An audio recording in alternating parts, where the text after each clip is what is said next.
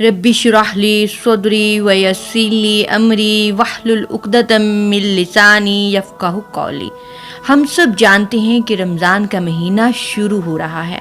इस महीने के रोज़े हम पर फ़र्ज़ किए गए हैं, तो रोज़ा हमें कैसे रखना है, हमें अपने रोज़े की कैसे हिफाजत करनी है, हमारे लिए इस बारे में जानना बहुत ही ज़रूरी है। आज हम उन गलतियों पे बात करेंगे जो सहरी और इफ्तार के वक्त हम करते हैं।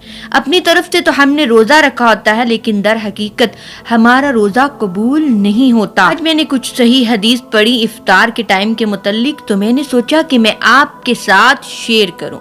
नेकी की बात आगे फैलाना सदका जारिया है। जब आप तक ये बात, ये हदीस पहुँचे तो आप भी इसे नेकी समझकर दूसरों तक पहुंचा दें और इस नेकी का हिस्सा बन जाएं। बहुत से लोग रोजा खोलने में जल्दी कहते हैं, अभी इफ्तार का मुकम्मल टाइम नहीं होता कि वो रोजा खोल लेते हैं। जो हदीस मैं आपके साथ शेयर करूंगी, ये हदीस 4 किताबों में मौजूद है। आप सल्लल्लाहु अलैहि वसल्लम ने एक ख्वाब देखा। क्या देखा कि 2 फरिश्ते आप सल्लल्लाहु अलैहि वसल्लम को ले गए हैं ऐसी जगह जहां पर लोगों की चीखों और पुकार है।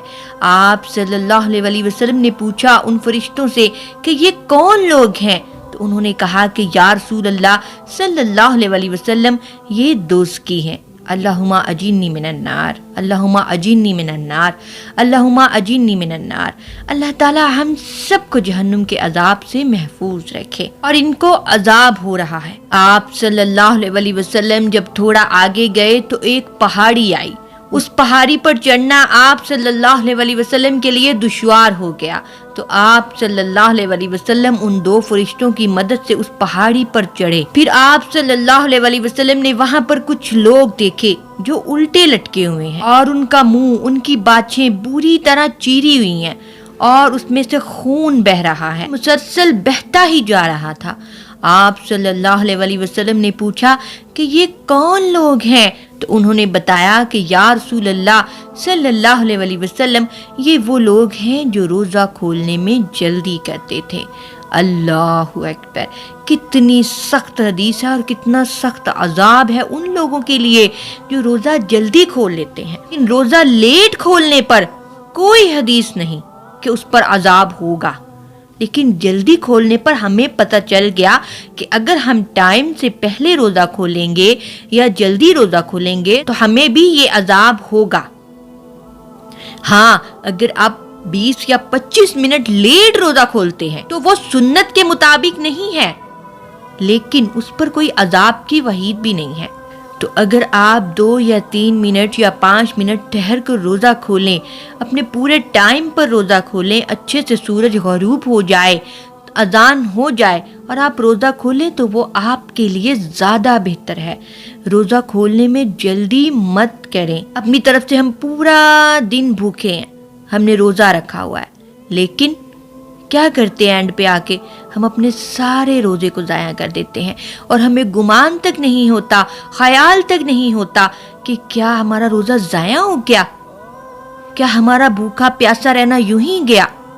इसीलिए रोज़ा रखने के लिए ये बहुत ज़रूरी है कि पहले आप जानें सही हदीस की रोशनी में कि इसके मसाइल क्या हैं, हमें कैसे इसकी हिफाजत करनी है, हमें कैसे रखना है। उसके बाद एक और हदीस है, आप सल्लल्लाहु अलैहि वसल्लम ने फरमाया कि मेरी उम्मत मेरी सुन्नत पर उस वक्त तक कायम रहेगी जब तक रोज़ा इफ्तार करने में सितारों का इंतजार नहीं करेगी। अल्लाह सल्लल्लाहु अलैहि वसल्लम जब भी रोज़ा रखते तो शाम के वक्त एक शख्स को बुलंद जगह पर बिठा देते। जब वो कहता कि सूरज गरूब हो चुका है तो आप सल्लल्लाहु अलैहि वसल्लम रोज़ा इफ्तार कर लेते।